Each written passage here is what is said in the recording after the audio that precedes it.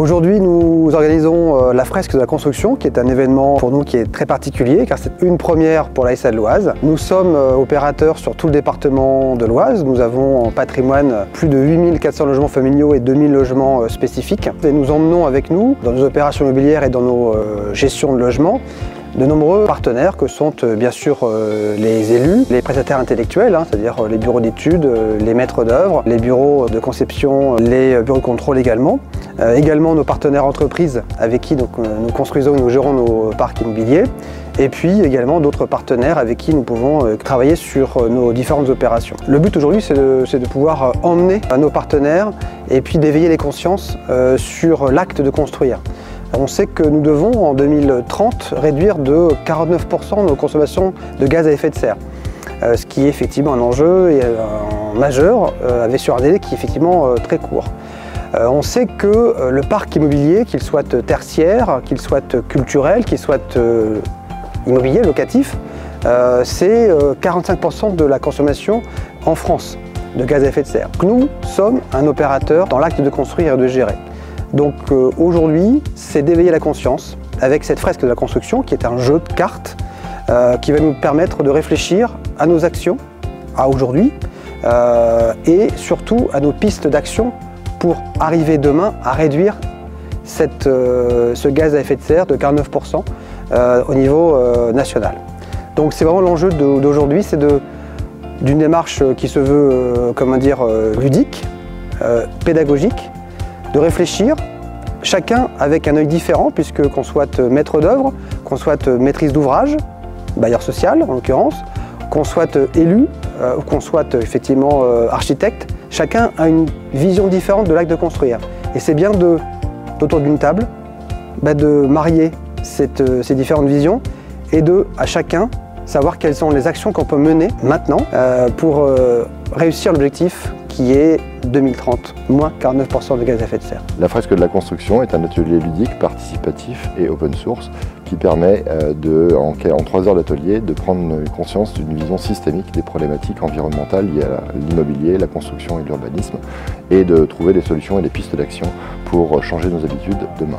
Enthousiaste, l'état d'esprit, très heureux de participer à cet événement et puis de co-construire la fresque de la construction. Je voulais savoir un petit peu ce que la SA d'HLM de l'Oise envisageait comme intervention en termes écologiques par rapport au climat. Donc je voulais voir un peu dans quel état d'esprit était la SA d'HLM de l'Oise. L'événement me paraît très ludique et c'est justement ce qui est intéressant. J'étais ravi d'être invité à cette fresque de la construction puisque pour nous, élus locaux, c'était important de travailler avec les bailleurs sociaux tout d'abord. Donc un grand merci pour l'invitation. Et alors pour moi-même animer des fresques du climat, j'étais vraiment attiré personnellement par ce moment à passer ici avec vous, avec les acteurs locaux. C'était vraiment un grand plaisir d'être là ce soir avec vous. Alors cette carte, c'est le sable, la raréfication du sable, c'est un sujet dont on parle très peu je trouve et c'est assez dommage parce que ça va nous poser beaucoup de problèmes dans les années à venir puisque aujourd'hui toutes nos constructions, on a besoin du sable pour fabriquer du béton. Et donc c'était une problématique, j'aurais pu prendre la carte du pétrole ou d'une autre matière première qui nous est offerte par la nature, mais voilà, j'avais choisi le sable.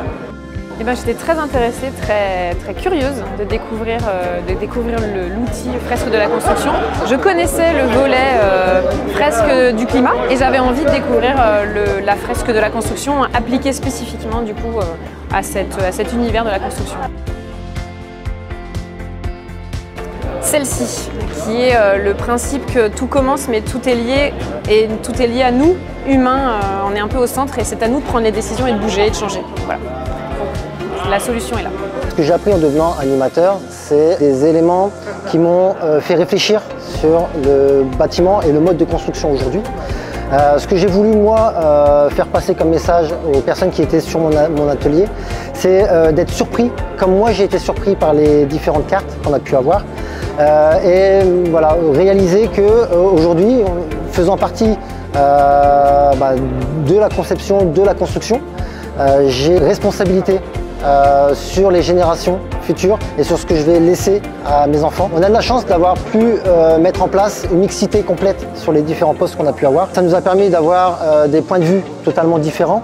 Et je trouve que l'atelier dont j'ai fait partie a été très productif et que ce sentiment de mixité a vraiment fait paraître les attentes de chacun, les problématiques également de chacun. Donc on a eu des élus, des architectes, des personnes responsables des énergies pour des communes, un maître d'ouvrage, une entreprise. Et voilà, on a pu échanger ensemble sur les problématiques qu'on peut avoir nous sur les chantiers et aussi une réflexion globale de savoir comment ensemble, puisque ça reste toujours une équipe, il ne faut pas l'oublier, comment ensemble on peut améliorer les choses.